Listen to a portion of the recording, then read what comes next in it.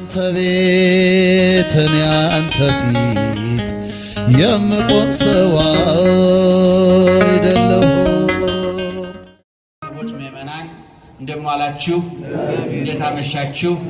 በየጊዜው በየቦታው በየምክንያቱ የሚመክረን የሚያስተምረን በመንፈሳዊ የሚመክረን የሚያስተምረን በመንፈሳዊ በስጋዊ ሕይወታችን ከእናት ከአባት በላይ የተንከባከበን እንዳይን ብለን የጠበቀን የአባቶቻችን አምላክ ልዑለ ባሕርይ እግዚአብሔር ክብርና ምስጋና ይግባው። ክብርና ምስጋና ይግባው። ክብርና ምስጋና ይግባው።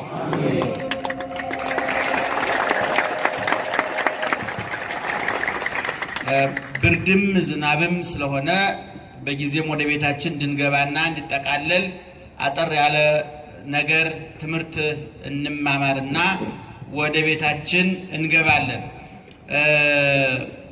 እንደምታውቁት ዛሬ ትንሣኤን ካከበርን ሶስተኛውን እሁድ በቀደም አክብረናል። በዚህ በዓለ ሃምሳ ይባላል። እንደሚታወቀው አብይ ጾምን 55 ቀን ከጾምን በኋላ ደግሞ የሚቀጥሉትን 50 ቀኖች ያለማቋረጥ ጥሉላት የሚባሉትን እንግዲህ ስጋው ምን የሚባለውን ጣጣውን ምግቡን እናንተ ታውቁታላችሁ። ባጭሩ አርብና ረቡዕ የለም። ምን ማለት ነው ይሄ? ለምንድነው ኦርቶዶክሳዊ ተዋሕዶ ቤተክርስቲያን 55 ቀን ወይም አብይ ጾምን ጾማ ወይም ልጆቿ እንዲጾሙ አዛ ሌላ በተከታታይ 50 ቀን እንዲበላ ማዘዟ ያንን ለማካካስ ነው ወይ?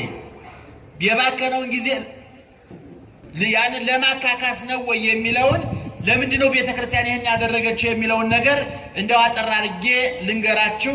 እናንተ የምትሰሙት እኛ የምንናገረው አይንሳችሁ እግዚአብሔር አንደበታችንን ይፍታ፣ ጆሮአችሁን ይክፈት። ተናግረን ማዳን እንኳን ቢያቀተን ተናግረን እንዳናጠፋችሁ አንደበታችንን ያያዝላችሁ እግዚአብሔር። እንደሚታወቀው የኢትዮጵያ ኦርቶዶክስ ተዋሕዶ ቤተክርስቲያን የብሉይ ኪዳንና የሐዲስ ኪዳን ቤተክርስቲያን ናት። ይሄንን በጣም ብዙ ጊዜ እናገረዋለሁ። በትኩረት እንድትሰሙንም እንፈልጋለን ምእመናን። የኢትዮጵያ ቤተክርስቲያን የብሉይ ቤተክርስቲያን ናት። ሁልጊዜ በብዙ መድረኮች ተናግሬዋለሁኝ። የኢትዮጵያ ኦርቶዶክስ ተዋሕዶ ቤተክርስቲያን የኢትዮጵያ ስል የኤርትራን ቤተክርስቲያን ያካትታል። ምክንያቱም ሁለቱ አብያተ ክርስቲያናት በቅዳሴም በዶግማም በቀኖናም በባህልም በማንኛውም ነገር ከሀ እስከ ፐ አንድ ናቸው። ከግብጽ ቤተክርስቲያን፣ ከሶሪያ፣ ከአርመን ሌሎችም የምስራቅ እህቶቿ አብያተ ክርስቲያናት አሉ። ነገር ግን ከነዛኞቹ አብያተ ክርስቲያናት ከግብጽም፣ ከሶሪያም፣ ከህንድም፣ ከአርመንም ከሌሎቹም ጋር በዶግማ ብንመሳሰል በቀኖና እንመሳሰል። የኢትዮጵያና የአዲስ አበባና የአስመራዋ ቤተክርስቲያን ግን በዶግማም በቀኖናም በባህልም በቅዳሴም በሁሉም ነገር አንድ ነንና እነዚህ ሁለት ሀገሮች ወይም እነዚህ ሁለት አብያተ ክርስቲያናት የብሉይና የሐዲስ አብያተ ክርስቲያናት ናቸው። የብሉይ ቤተክርስቲያንም የሐዲስ ቤተክርስቲያንም ናት። የኦርቶዶክሳዊ ተዋሕዶ ቤተክርስቲያን መነሻዋ ብሉይ፣ መገስገሻዋ ሐዲስ፣ መዳረሻዋ መንግስተ ሰማያት ነው ብለን እናምናለን። ይሄን እንደው አብራችሁ ከኔ ጋር ብትሉ ደስ ይለኛል። ለሙቀቱ መነቃቂያ ይሆናችኋል ብዬ አስባለሁ። መነሻዋ ወንዶች በሉ እስኪ ብሉይ፣ መገስገሻዋ ሴቶቹ፣ አቤት ሐዲስ፣ መዳረሻዋ መንግስተ ሰማያት። ከየት ተነሳች ንገሩኝ? ከየት ተነሳች? ከብሉይ። በየት በኩል አለፈች? በሐዲስ። የት ደረሰች? መንግስተ ሰማያት።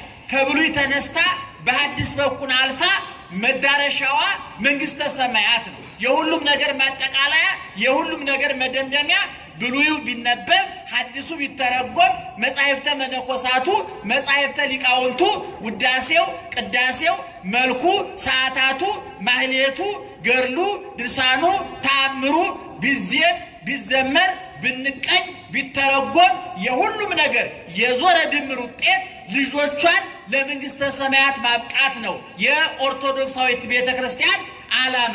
ስለዚህ ቤተክርስቲያኒቱ ሐዲስን ከብሉይ ጋር አገናኝታ ሰፍታ አንድ አይነት ውበት እንዲኖረው አድርጋለች። ይሄ ብዙ ጊዜ የሚነሱ ጥያቄዎች አሉ። በኦርቶዶክሳዊ ተዋሕዶ ቤተክርስቲያን ያሉ በሌሎች የእምነት ተቋማት የማይታዩ ብዙ ነገሮች ይታያሉ።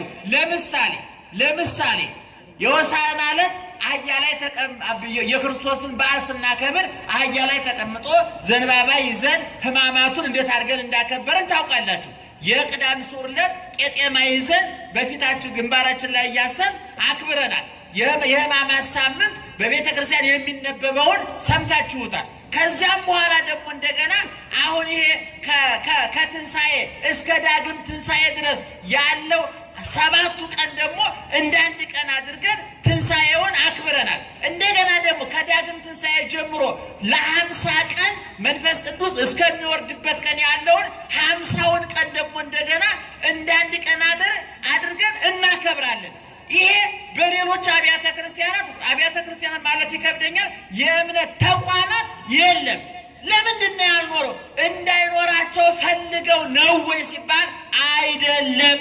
የዋው የኛ ሰው ስለማያነብ ስላልፈለጉት ሊመስለው ይችላል። ስላልፈለጉት አይደለም፣ ስለሌላቸው ነው። ምክንያቱም የኢትዮጵያ ቤተክርስቲያን ሐዲስ ኪዳንን ስትቀበል እየሰማችሁ ነው። ሐዲስ ኪዳንን ስትቀበል ወደ ሐዲስ ኪዳን ስትገባ በክርስቶስ ስታምን ምስጢረ ሥጋዌን የክርስቶስ ሰው መሆን ሥጋ መልበስ ስትቀበል ከአምልኮተ ጣዖት አይደለም የመጣችው፣ ከባዕድ አምልኮ አይደለም የመጣችው። ሌላው ዓለም ወደ ክርስትና የገባው እንጨት እየጠረበ ድንጋይ እያለዘበ በፀሐዩ፣ በጨረቃው፣ በእሳቱ፣ በነፋሱ፣ በተራራው፣ በበሬው፣ በፈረሱ፣ በአህያው ሲያመልክ ኑሮ ነው ወደ ክርስትና የገባው። ኦርቶዶክሳዊ ተዋሕዶ ቤተ ክርስቲያን ግን ኢትዮጵያ ሀገራችን ግን ወደ ክርስትና የገባቸው ከባዕድ አምልኮ አይደለም። ቅድም መነሻዋ ምንድን ነው ብለናል? መነሻዋ ብሉይ ነው። በደንብ አጤናችሁ ስሙ ይመናል። ነው ስለ ንስሐው ስለሌለው ሌላ ቀን እንሰብካለን። ንስሐ እንሰብካለን። እናንተም ንስሐ አትገቡ፣ እኛም ማንገባ ማልበላውን ከመፈትፈት ይሄን ወደ እውቀት እንግባ ብዬ ነው። እና ብዙም ንስሐ አትገቡም። እናንተም ታውቁታላችሁ፣ እኛም አልገባንም። ማንን አይታችሁ ትገባላችሁ? የኛው እንደናንተ ሆነ ግድ የለም። እሱ አንድ ቀን ልብ ሰጥቶን እናንተም እኛ ምን ገባ ይሆናል። ግን ቤተ ክርስቲያናችን እንድታውቋት ነው አሁን ይሄን ሐሳብ ያመጣው። እንግዲህ ቅድም እንዳልኩት ከብሉይ ኪዳን ወደ አዲስ ኪዳን የተሻገረች ቤተ ክርስቲያን ናት። እኔ እንደው በዚህ በገና ሰሞን ወይም ደግሞ በዚህ በፈረንጆቹ በሚያከብሯቸው በዓላት አሜሪካ፣ አውሮፓ፣ ካናዳ የሚሄድ እድል የገጠማችሁ ሰዎች የፈረንጆች ሃሎዊን ነው የሚባል በዓል አይታችኋል? እንደው ከአሜሪካ የመጣችሁ ሰዎች አብሯችሁ ላለ ሰው ንገሩት እስኪ እውነቱን ለመናገር ያ በዓል ማለት በተለያየ መንገድ በክርስትና ውስጥ ያሉ ሰይጣን አምላኪዎች ማለት ነው። የሰይጣን ምስል እየተሳለ የገጠጠ አጥንት፣ የተዝረከረከ ልብስ ሰው የሚያስፈራሩበት ባህል አላቸው። ለምንድን ነው? ከጣዖቱ አምልኮት ወደ ክርስትና ይዘውት የመጡት ነው። ክሪስማስ ልደትን ሲያከብሩ በዛ ሀገር የነበራችሁ ታውቁታላችሁ እንዴት እንደሚከበር። ያ ከጣዖት አምልኮት ወደ ክርስትና ያሻገሩት ነው፣ ትተውት ያልመጡ። እኛ ቤተ ክርስቲያን ግን እድሜ በረከታቸው የደረሰ ለአባቶቻችን ከብሉይ ኪዳን ወደ አዲስ ኪዳን ነው ያሸጋገሩልን። ለምሳሌ ቅድም እንዳልኩት አሁን በዓለ 50 በሉት እስኪ በዓለ 50 እንላለን። 50 ቀን ማለት ነው። ይሄ ከየት የመጣ ነው? ለምንድነው እግዚአብሔር ቤተ ክርስቲያን 50 ቀን ያደረገችው ሲባል እስራኤላውያን በብሉይ ኪዳን መቼም የሁሉም ነገር መነሻና ምንጮቻችን እስራኤላውያን ናቸው። እንደምታውቁት መጽሐፍ ቅዱስ የምታነቡ ሰዎች መጽሐፍ ቅዱስ የዓለም ታሪክ የሚባለው 11 ምዕራፍ ብቻ ነው። ሰምታችሁኛል? 11 ምዕራፍ ብቻ ነው። ከኦሪት ዘፍጥረት ከምዕራፍ 1 እስከ ምዕራፍ 11 ድረስ ያለው ማለት ነው። ከዛ ከኦሪት ዘፍጥረት ከምዕራፍ 12 ጀምሮ አብርሃም ከሀገር ውጣ፣ ከዘመዶች ተለይ፣ እኔ ወደማሳይህ ማርና ወተት ወደምታፈስ ምን ሂድ ብሎ አብርሃምን ከዘመዶቹ ከለየው፣ ከሀገሩ ካስወጣው፣ ከአምልኮተ ጣዖት ካላቀቀው፣ እሱ ከተገለጠለት የእግዚአብሔር ሰው ከሆነበት ጊዜ ጀምሮ የእስራኤላውያን ታሪክ ተጀመረ። ከዛ ጀምሮ እስከ ትንቢተ ሚልክያስ ድረስ አጠቃላይ ከመጽሐፍ ቅዱስ ውስጥ የነሱ ታሪክ የሌለበት ወይም ደግሞ ዓለምን ያካትታል የሚባለው ታሪክ ስንት ምዕራፍ ነው አልኳችሁ? አቤት የትኛው መጽሐፍ ላይ? የመጽሐፍ ቅዱስ የመጀመሪያው መጽሐፍ ምንድን ነው? ኦሪት ዘፍጥረት።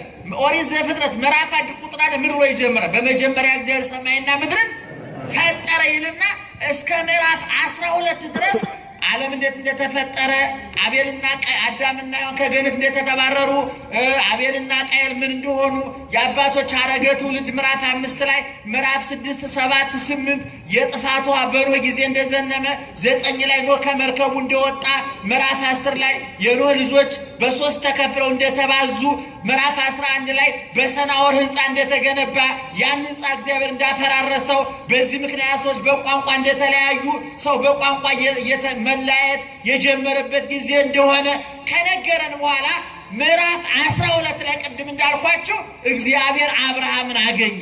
እግዚአብሔር አብርሃምን ካገኘው በኋላ ከምዕራፍ 12 በኋላ ኦሪት ዘጸአት፣ ዘሌዋውያን፣ ዘውር፣ እነ ኤርምያስ፣ እነ ኢሳይያስ፣ እነ ዳንኤል፣ እነ ሕዝቅኤል፣ እነ ሆሴዕ፣ እነ አሞጽ፣ እነ ዩኤል፣ እነ ዘካርያስ፣ እነ ሚልክያስ እነዚህ ሁሉ ነቢያት የተነሱት በእስራኤል ታሪክ ውስጥ ነው።